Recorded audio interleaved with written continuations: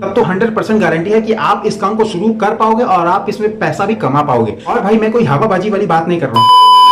तो आज की इस वीडियो में आपको एक नहीं, दो नहीं, बल्कि पूरे 5 ऐसे बिजनेस आइडियाज के बारे में बताने वाला हूं जिनको कि भाई अगर आप गांव या देहात वाले एरिया में शुरू करते हो तो आपको काफी अच्छा फायदा मिलने वाला है। देखो भाई, मैं आपको 5 तरीके बताने वाला हूं, ठीक है। अब मान लीजिए आप पांचों में से किसी भी एक बिजनेस को चुनते हो, यानी कि मान लेते हो कि मैं ये वाला काम शुरू करूंगा, मैं इस चीज की दुकान शुरू करूंगा। अब आपको दुकान शुरू करने से पहले ये डिसाइड कर लेना है कि आप कौन सी जगह पे उस चीज की दुकान शुरू करोगे, ठीक है। क्योंकि भाई मान लीजिए अगर आप कोई ऐसा जगह फिक्स करते हो जहां पर आप दुकान शुरू करने वाले हो और वहां पे पहले से ही उस चीज की दुकान है, तो भैया आपको उस जगह पे दुकान नहीं शुरू करना चाहिए। आपको वो दुकान ऐसी जगह पर शुरू करना चाहिए जहां पर आप ही की तरीके की कोई दुकान ना हो। इसीलिए ये सारी चीज मैंने आपको पहले ही बता दिया है। और हाँ, वीडियो आप पूरा देखिएगा। मान लीजिए कि आपको पहला आइडिया समझ में ना आया हो, दूसरा समझ में ना आया हो, लेकिन आपको तीसरा जरूर समझ में आ जाएगा। चलिए वीडियो को शुरू करते हैं। लेकिन वीडियो को अब तक आपने लाइक नहीं किया है तो लाइक कर दीजिएगा, और ऐसी और वीडियोस को देखने के लिए वीडियो को लाइक करके सब्सक्राइब जरूर कर लीजिएगा।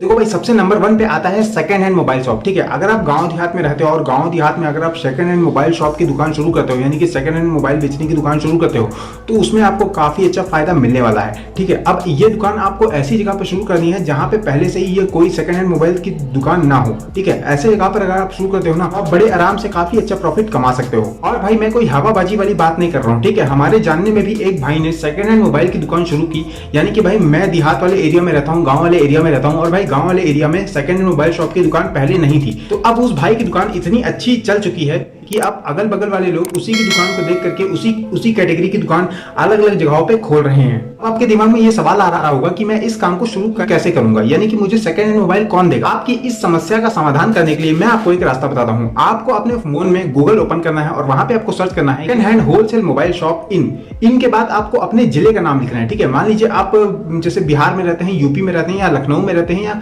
कानपुर में रहते हैं, आपको अपने जिले का नाम लिखना है। इतना लिखने के बाद आप इतना सर्च करने के बाद जो पहला नाम आएगा आपको, ठीक है, आपको पहले नाम पे क्लिक करना है। अब ठीक है, पहले नाम पे क्लिक करने के बाद आपको उस दुकान का नाम, यानी कि जो कोई भी दुकान है उस दुकान का नाम आ जाएगा, वो दुकान किस जगह पे है उस दुकान का एड्रेस आ जाएगा, ठीक है। और वो दुकान वाला किस कैटेगरी के कौन से मोबाइल रखता है, किस प्राइस रेंज में मोबाइल रखता है, यानी कि वो 10,000 के रखता है कि नहीं, 20,000 के रखता है कि नहीं, 5,000 के मोबाइल रखता है कि नहीं, कितने रेंज का मोबाइल रखता है, ये सारी जानकारी आपको वहां पर मिल जाएगी। उसके बाद अगर आपको समझ में आता है कि हाँ इस दुकान से मोबाइल लेना सही है, तो आप उसकी दुकान जिस एड्रेस पे है वो एड्रेस आपको शो कर रहा होगा, आप उसी एड्रेस पे जा करके उनसे बातचीत करके अच्छे डील पे फोन ले सकते हो। देखो भाई, दूसरे नंबर पर आता है मोबाइल रिपेयर शॉप, ठीक है। अब आप सोच रहे होगे कि यार मोबाइल बनाना तो मुझे आता नहीं है, तो मैं मोबाइल कैसे बनाऊंगा। देखो भाई, मोबाइल बनाने का सीखने का भी बहुत सारे कोर्सेज होते हैं। अगर आप इस चीज के बारे में भी जानना चाहते हो तो आप गूगल से मदद ले सकते हो। वहां पर आपको पता चल जाएगा कि आपके एरिया में कौन से ऐसे इंस्टीट्यूट हैं जो कि भाई मोबाइल रिपेयरिंग का काम सिखाते हैं। तो आपको 6 महीने के अंदर मोबाइल बनाने का पूरा तरीका आपको सिखा के कंप्लीट कर देंगे। अब जब आप मोबाइल रिपेयरिंग का काम सीख चुके हुए, तब आप अपनी एक दुकान शुरू कर सकते हो मोबाइल रिपेयरिंग की, ठीक है। अब आपके मन में एक सवाल आ रहा होगा कि यार मोबाइल रिपेयरिंग के काम में फायदा किस तरीके से होगा। देखो भाई, मोबाइल रिपेयरिंग के काम में फायदा कुछ इस तरीके से होता है। मान लीजिए कि आप होलसेल मार्केट गए, ठीक है,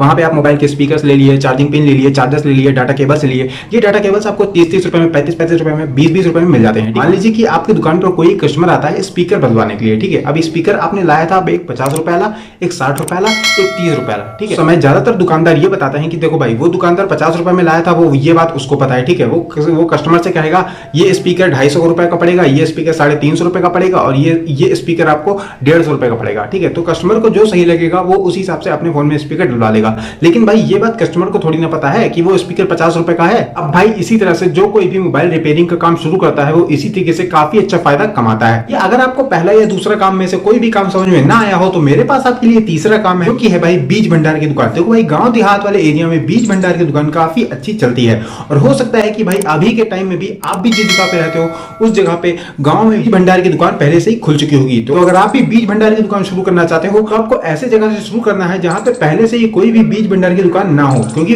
वैसे जगहों पर आपकी बिक्री भी काफी अच्छी होगी तो और आपको काफी अच्छा मुनाफा भी मिलेगा। तो यह बीज भंडार की दुकान शुरू करने के लिए आपको एक चीज की जानकारी जरूर होनी चाहिए, और वो चीज है मौसम में कोई भी फसल होती है तो उस फसल में कौन सी दवाई सबसे ज्यादा बिकती है, इस चीज की जानकारी आपको जरूर होनी चाहिए। मान लीजिए कि कोई भी कस्टमर आपके दुकान पर आता है और वो कहता है मुझे इस फसल की ये दवाई चाहिए, उस समय आपके दुकान पर वो दवाई आपकी दुकान पर उपलब्ध होनी चाहिए। तो ऐसे ग्राहक आपकी दुकान से जुड़ते जाएगा, और आप अगर दवाई बहुत सही रेट में दोगे तो आपसे कस्टमर जुड़ते चले जाएंगे और आपका व्यापार बढ़ता चला जाएगा। देखो भाई, जो चौथे नंबर का काम है, ये काम आप तभी शुरू कर सकते हो जब ये काम आपके एरिया में कोई भी इसे शुरू ना किया हो।